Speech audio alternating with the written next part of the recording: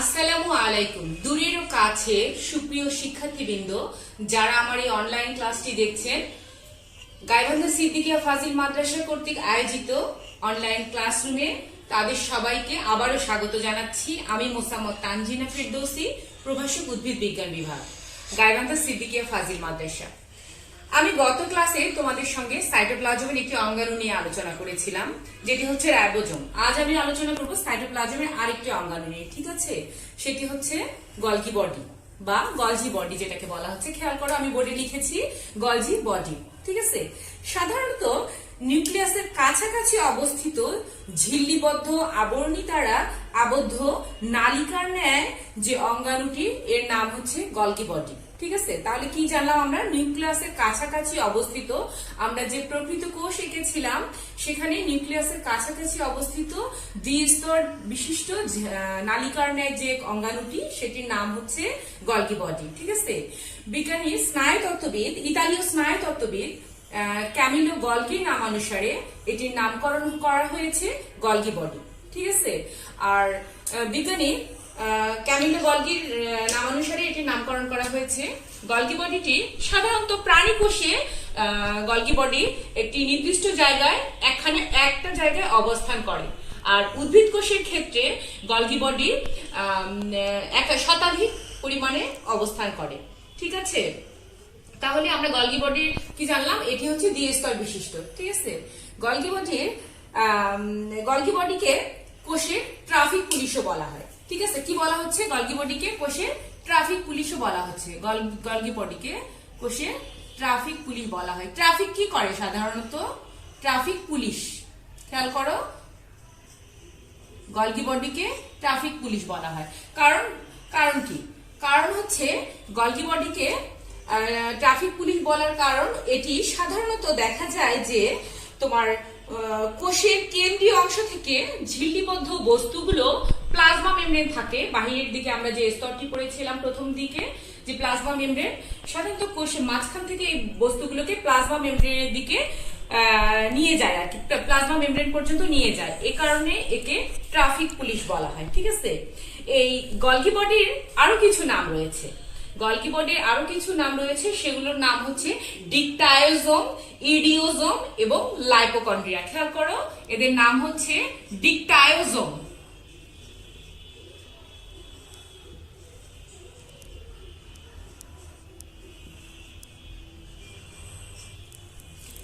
অডিওজোম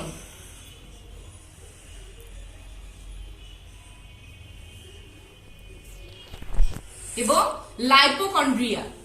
এবং কি? লাইপোকন্ড্রিয়া।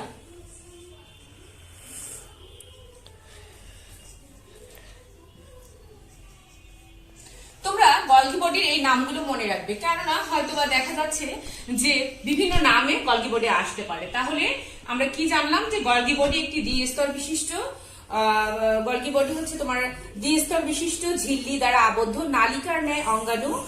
আর এটি তোমার হচ্ছে আবিষ্কার করেছিলেন কে? ইতালীয় স্নায়ুতত্ত্ববিদ ক্যামিলো গলগির নামানুসারে এটির নামকরণ করা হয়েছে। আর এটি সাধারণত তোমার প্রাণী কোষে হালকা পরিমাণে বা নির্দিষ্ট পরিমাণে থাকছে, আর উদ্ভিদ কোষে শতাধিক পরিমাণে দেখা যাচ্ছে। তারপরে এর আরো কিছু নাম রয়েছে। একে ট্রাফিক পুলিশ বলা হচ্ছে কারণ এটি কেন্দ্রবিন্দু থেকে প্লাজমা মেমব্রেনের দিকে, সাধারণত কেন্দ্রীয় অংশ থেকে ঝিল্লিবদ্ধ বস্তু কোষের প্লাজমা মেমব্রেনের দিকে নিয়ে যায়, সেজন্য একে ট্রাফিক পুলিশ বলা হচ্ছে। এবং গলগি বডির আরো কিছু নাম রয়েছে, যা হচ্ছে ডিকটায়োজোম, অডিওজোম এবং লাইপোকন্ড্রিয়া, ঠিক আছে? এখন আসা যাক গলগি বডির তোমার হচ্ছে শ্রেণী বিভাগ বা প্রকারভেদ, যেটা আমরা বলবো। খেয়াল করো, এখানে আমি একটি গলগি বডির পিকচার এঁকেছি। তোমরা বাসায় অবশ্যই গলগি বডির পিকচার রাখবে, এবং আমি যে সমস্ত অঙ্গাণুগুলো তোমাদেরকে পড়াচ্ছি বা যে জিনিসগুলো পড়াচ্ছি প্রত্যেকটারই তোমরা বাসায় ছবি আঁকবে, এবং ছবি এঁকে এঁকে প্রত্যেকটার অংশ চিহ্নিত করে পড়বে। এতে তোমাদের পড়ার জন্য অনেক সহজ হবে, ঠিক আছে? তাহলে এখানে খেয়াল করো, আমি গলগি বডির কিছু পিকচার রেখেছি। তো গলগি বডির পিকচারের মধ্যে গলগি বডির একটা অংশ আছে, খেয়াল করো, আমরা যখন উদ্ভিদ কোষ শিখেছিলাম এরকম ছিল, ঠিক আছে? তো এই যে চৌবাচ্চার মতো অংশটা, খেয়াল করো, গলগি বডির এই যে চৌবাচ্চার মতো অংশটা, গলগি বডির প্রকারভেদের ক্ষেত্রে আমরা জানবো যে চৌবাচ্চার মতো যে অংশটা, এটাকে আমরা বলবো সিস্টার্নি। এটাকে আমরা বলবো সিস্টার্নি, ঠিক আছে? এটাকে আমরা বলবো সিস্টার্নি বা সিস্টার্না, ঠিক আছে? সিস্টার্নি। তারপরে এই যে গলগি বডির সাইডে যে ভ্যাকুয়ালের মতো অংশগুলো দেখা যাচ্ছে, এই যে গোলাকার যে অংশগুলো দেখা যাচ্ছে সাধারণত এগুলোকে আমরা বলবো ভ্যাকুয়াল, ঠিক আছে? মানে এটা খেয়াল করো, এই যে সিস্টার্নি চতুর্দিকে যে এই যে সাইডে যে গোলাকার বস্তুটা দেখা যাচ্ছে, গোলাকার অংশটা, এটাকে আমরা বলবো ভ্যাকুয়াল। আর খেয়াল করো, এদিকে কিছু গহ্বর দেখতে পাচ্ছি, এখানে কিছু গহ্বর ছিল, বা এদিকে কিছু গহ্বর থাকে, ছড়িয়ে ছিটিয়ে কিছু গহ্বর থাকে। এই গহ্বরগুলোকে বলা হবে হচ্ছে ভেসিকল, ঠিক আছে? তাহলে গলগি বডির কি কি অংশ থাকছে? সিস্টার্নি, চৌবাচ্চার মতো অংশটা সিস্টার্নি, তারপরে তোমার ভ্যাকুয়াল এবং ভ্যাসিকল, ঠিক আছে? ভ্যাকুয়াল এবং ভ্যাসিকল। এবার আসা যাক এই গলগি বডির কাজ নিয়ে, ঠিক আছে? আমরা এবার জানবো গলগি বডির কাজ নিয়ে। গলগি বডি, তোমার খেয়াল করো, গলগি বডির তার আগে একটা জিনিস জানবো, গলগি বডির রাসায়নিক গঠন। গলগি বডির সাধারণত রাসায়নিক গঠনে খেয়াল করবে যে গলগি বডির আবরণীতে 60% প্রোটিন থাকে এবং 40% লিপিড থাকে। মানে এটির রাসায়নিক গঠনে আমরা দেখতে পাবো যে প্রোটিন এবং লিপিড দিয়ে গঠিত। এর মধ্যে 60% হচ্ছে তোমার প্রোটিন এবং 40% লিপিড, মানে 100%-এর মধ্যে 60% প্রোটিন থাকছে। আর এছাড়া এতে কিছু কিছু ফ্যাটি অ্যাসিড থাকছে, ভিটামিন কে থাকছে এবং কিছু ক্যারোটিনয়েড থাকছে, ঠিক আছে? এখন বিভিন্ন ধরনের এনজাইম দ্বারা গলগি বডির যে থলিগুলো আছে, বিভিন্ন ধরনের এনজাইম দ্বারা গলগি বডির এই থলিগুলো পরিপূর্ণ থাকে, ঠিক আছে? তাহলে রাসায়নিক গঠনের ক্ষেত্রে আমরা কি জানলাম? যে এটি প্রোটিন, এটি লিপিড, কিছু fatty acid, vitamin K, carotenoid, এই সমস্ত নিয়ে গঠিত এবং বিভিন্ন ধরনের এনজাইম দ্বারা এর থলিগুলো পূর্ণ থাকে। তাহলে এবার আসা যাক গলগি বডির কাজ নিয়ে। গলগি বডির কাজ কি? গলগি বডির কাজ লাইসোজোম তৈরি করা। কাজটা তোমরা সুন্দর করে পড়বা। অধিকাংশ ক্ষেত্রে তোমাদের ছোট প্রশ্ন হিসেবে দেখা গেল যে জাস্ট গলগি বডির কাজ এলো, ঠিক আছে? তখন তোমরা লিখতে পারবে গলগি বডির কাজ। খেয়াল করো, এর কাজ হচ্ছে লাইসোজোম তৈরি করা। আমরা নেক্সট যে এনজাইমটা পড়বো, নেক্সট যে সাইটোপ্লাজমের অঙ্গাণুটা পড়বো, সেটি হচ্ছে লাইসোজোম, ঠিক আছে? তাহলে এর প্রথম কাজ যেটা আমরা জানবো সেটা হচ্ছে লাইসোজোম তৈরি করা। এটাকে লাইসোজোম বলা যায়, লাইসোসোম বলা যাচ্ছে, ইংরেজি বাংলা যেভাবে উচ্চারণ করে, তবে লাইসোজোম বা লাইসোসোম, ঠিক আছে? লাইসোজোম তৈরি করা, লাইসোজোম তৈরি করা, ঠিক আছে? এর মূল কাজ হচ্ছে লাইসোজোম তৈরি করা। তারপরে আমরা যে কাজটি জানবো, এর কাজ হচ্ছে, তাহলে আমরা প্রথম কি কাজটি জানলাম গলগি বডির, এটি হচ্ছে লাইসোজোম তৈরি করা। তারপরে আমরা নেক্সট সাইটোপ্লাজমীয় অঙ্গাণুটা পড়ছি, সেটা হচ্ছে লাইসোজোম, ঠিক আছে? আবার দ্বিতীয় কাজ খেয়াল করো, এর কাজ হচ্ছে তোমার অপ্রোটিন জাতীয় পদার্থের সংশ্লেষণ করা। আমরা যখন বিগত ক্লাসে রাইবোজোম পড়েছিলাম, আমরা কি জেনেছি? রাইবোজোম হচ্ছে প্রোটিন সংশ্লেষণে সহায়তা করে। আর এই গলগি বডির কাজ কি? অপ্রোটিন জাতীয় পদার্থের সংশ্লেষণ করা, ঠিক আছে? মানে এটি প্রোটিন জাতীয় না, অপ্রোটিন জাতীয় পদার্থের সংশ্লেষণ করা। অপ্রোটিন জাতীয় পদার্থের সংশ্লেষণ করা।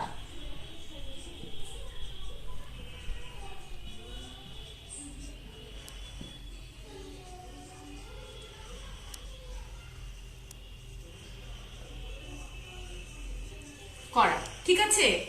নেক্সট যে কাজটা, এটা হচ্ছে তোমার কিছু কিছু এনজাইম নির্গমন করা। আমরা যখন গলগি বডির রাসায়নিক গঠন পড়েছিলাম, খেয়াল করো কি পড়লাম, যে এর থলিগুলো কিছু কিছু এনজাইম দ্বারা পরিপূর্ণ থাকে। আর এই এনজাইম গুলো এখান থেকে কিছু এনজাইম নির্গমন করে ফেলে, এটাও একটি কাজ। এর হচ্ছে কি কিছু এনজাইম নির্গমন করা। তোমরা এই টপিকগুলো নোট করে রেখে দিতে পারো, তোমাদের কাজে আসবে। কিছু এনজাইম নির্গমন করা,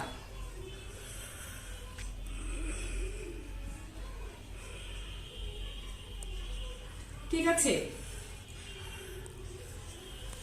তারপরে আরেকটি কাজ আমরা জানবো, সেটি হচ্ছে প্রোটিন, হেমিসেলুলোজ, মাইক্রোফাইব্রিল তৈরি করা, মানে কিছু কিছু আরো কিছু জিনিস তৈরি করা। এগুলোর মধ্যে আছে প্রোটিন, হেমিসেলুলোজ, মাইক্রোফাইব্রিল তৈরি করা। আরেকটা কি, এই যে কোষস্থ যে পানি আছে, এই কোষস্থ পানিটাকে বের করে দেয়া, এটাও আরেকটি কাজ। কোষস্থ পানি বের করে দেয়া, কোষস্থ পানি বের করা, পানি বের করা, ঠিক আছে। আরেকটি কাজ জানবো আমরা, সেটি হচ্ছে তোমাদের মাইটোকন্ড্রিয়াকে এটিপি উৎপাদনে উদ্বুদ্ধ করা। আমরা মাইটোকন্ড্রিয়া সম্বন্ধে নেক্সট ক্লাসে জানবো। মাইটোকন্ড্রিয়াও একটি গুরুত্বপূর্ণ অঙ্গাণু সাইটোপ্লাজমের, আর এই মাইটোকন্ড্রিয়াকেই তোমার হচ্ছে এটিপি উৎপাদনে উদ্বুদ্ধ করা গলগি বডির কাজ, ঠিক আছে। মাইটোকন্ড্রিয়াকে এটিপি উৎপাদনে উদ্বুদ্ধ করা, খেয়াল করো, মাইটোকন্ড্রিয়াকে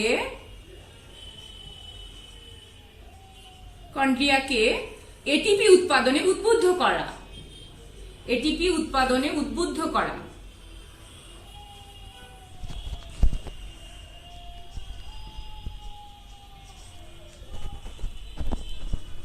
ঠিক আছে, এই এটিপি কি? ঠিক আছে, এই এটিপিটা কি? এটিপি হচ্ছে অ্যাডিনোসিন ট্রাইফসফেট। এই সাধারণত সাইটোপ্লাজমের অঙ্গাণুগুলো বা তোমাদের এই টপিকগুলো পড়তে পড়তে কিছু কিছু ছোট ছোট এই যে এটিপি, এডিপি, ডিএনএ, আরএনএ, এই ধরনের কিছু জিনিস আসবে, যেগুলো তোমরা ফুল মিনিং গুলো পড়ে রাখবে। তোমাদের সাধারণত এগুলো ছোট ছোট জিনিস জানতে হবে, ঠিক আছে। তাহলে এটিপি কি?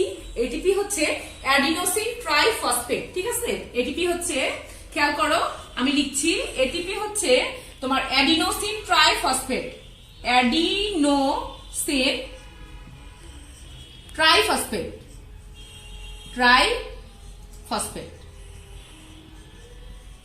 ঠিক আছে। এটিপি হচ্ছে অ্যাডিনোসিন ট্রাইফসফেট। তো এত আমরা কি জানলাম গলগি বডির কাজের মধ্যে? এর কাজ হচ্ছে লাইসোজোম তৈরি করা, প্রোটিন জাতীয় পদার্থের সংশ্লেষণ করা, কিছু এনজাইম নির্গমন করা, কোষস্থ পানি বের করা এবং মাইটোকন্ড্রিয়াকে এটিপি উৎপাদনে উদ্বুদ্ধ করা, ঠিক আছে। তাহলে এই যে লাইসোজোম তৈরি করা, আমাদের নেক্সট আমরা যে অঙ্গাণুটি জানছি এটি হচ্ছে তোমার লাইসোজোম। আমরা এখন যেটা পড়বো সেটি হচ্ছে তোমার লাইসোজোম।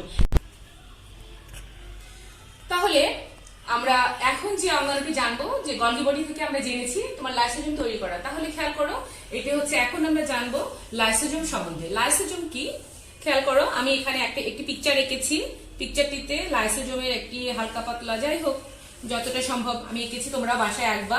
এখানে লাইসোজোমের একটা পিকচার দিয়েছি আমি। লাইসোজোমের গঠন, এখানে লাইসোজোমে খেয়াল করো, অপাচিত চর্বির মায়োলিন তন্তু, দানা, ভ্যাকুয়াল, পরিপাক এনজাইম, কিছু জিনিস দেখা যাচ্ছে। তো আমরা এখন যেটা পড়বো সেটি হচ্ছে তোমার লাইসোজোম নিয়ে। লাইসোজোম, তাহলে প্রথমে আসা যাক, এই যে লাইসোজোম এটি কি, ঠিক আছে। লাইসোজোম হচ্ছে সাইটোপ্লাজমে অবস্থিত যে অঙ্গাণু হাইড্রোলাইটিক এনজাইমের আধার হিসেবে কাজ করে, ঠিক আছে। হাইড্রো অর্থ কি? হাইড্রো অর্থ হচ্ছে পানি, আর লাইটিক মানে বিভাজন, অর্থাৎ পানির বিভাজন। তাহলে কি দাঁড়ালো?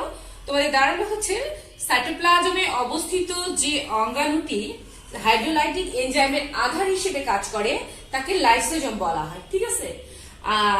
1955 সালে এটি আবিষ্কার করা, মানে এটা নামকরণ কিভাবে হলো? এটি হচ্ছে তোমার 1955 সালে দা দুবে নামক একজন এ ধরনের অঙ্গাণুর নামকরণ করেন লাইসোজোম, ঠিক আছে। তাহলে 1955 সালে দা দুবে নামটা খেয়াল করো, দা দুবে, দা দুবে, ঠিক আছে। উনি নামকরণ করেন হচ্ছে তোমার দা দুবে, এ ধরনের অঙ্গাণুর নামকরণ করেন হচ্ছে তোমার লাইসোজোম, ঠিক আছে। দা দুবে এ ধরনের অঙ্গাণুর নামকরণ করেন লাইসোজোম। আর এই লাইসোজোম সাধারণত এটির উৎপত্তি সাধারণত এন্ডোপ্লাজমিক রেটিকুলাম হতে এর উৎপত্তি হয়, ঠিক আছে। আর প্রাণীদেহের এটি সাধারণত প্রাণীদেহের শ্বেত রক্তকণিকায়, খেয়াল করো, এটি সাধারণত প্রাণীদেহের শ্বেত রক্তকণিকা কোষে অধিক সংখ্যায় এই লাইসোজোমটা দেখা যায়। এবং সাধারণত আমরা যে দুটি কোষ পড়েছিলাম, উদ্ভিদ কোষ এবং প্রাণী কোষ, সাধারণত প্রাণী কোষে এটি অধিক পরিমাণে বিস্তৃতি, মানে অধিক পরিমাণে দেখা যায় বা বিরাজ করে, ঠিক আছে। আর এই লাইসোজোম সাধারণত আরবিসি তে দেখা যায় না। একটা মেমোরিতে তোমরা রাখবা, সেটি রাইবোজোম কোথায় দেখা যাচ্ছে? প্রাণী কোষে দেখা যাচ্ছে, কিন্তু আরবিসি তে রাইবোজোম দেখা যায় না, ঠিক আছে। আর রাইবোজোমের ভৌত গঠনের ক্ষেত্রে আমরা জানবো যে রাইবোজোম সাধারণত, খেয়াল করো এটা কি, গোলাকার, মানে রাইবোজোম বৃত্তাকার। এখানে লাইসোজোমের আমি একটি গঠন দিয়েছি লাইসোজোমের, খেয়াল করো এটি হচ্ছে লাইসোজোম, সাধারণত বৃত্তাকার। এদের ব্যাস 0.2 মিলিমাইক্রন থেকে 0.8 মিলিমাইক্রন, 0.2 মিলিমাইক্রন থেকে এদের ব্যাস আর কি তোমার 0.8 মিলিমাইক্রন, ঠিক আছে, মিলিমাইক্রন, ঠিক আছে।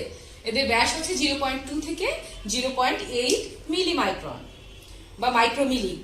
আর প্রতিটি মিলিমাইক্রন না, সরি আমি ভুল বললাম, এটা হচ্ছে মাইক্রোমিলি। আচ্ছা, আর প্রতিটি লাইসোজোম একটি দ্বিস্তর বিশিষ্ট আবরণী দ্বারা আবদ্ধ থাকে, ঠিক আছে। খেয়াল করে এখানে দেখো দ্বিস্তর বিশিষ্ট আবরণী দ্বারা আবদ্ধ রয়েছে এবং এটি ঘন তরলে পরিপূর্ণ রয়েছে, ঘন তরলে পূর্ণ রয়েছে, ঠিক আছে।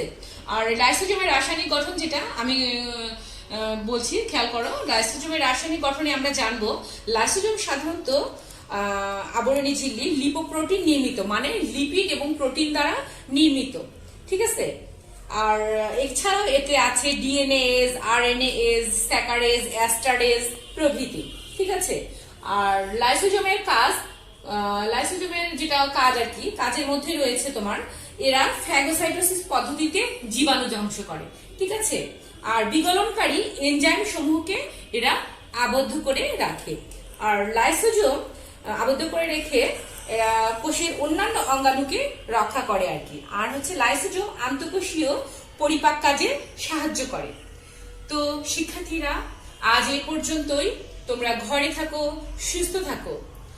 আর কোভিড-19 এর এই সময়টাতে তোমরা অবশ্যই আরো বেশি সচেতন হও। আজ এ পর্যন্তই। আল্লাহ হাফেজ।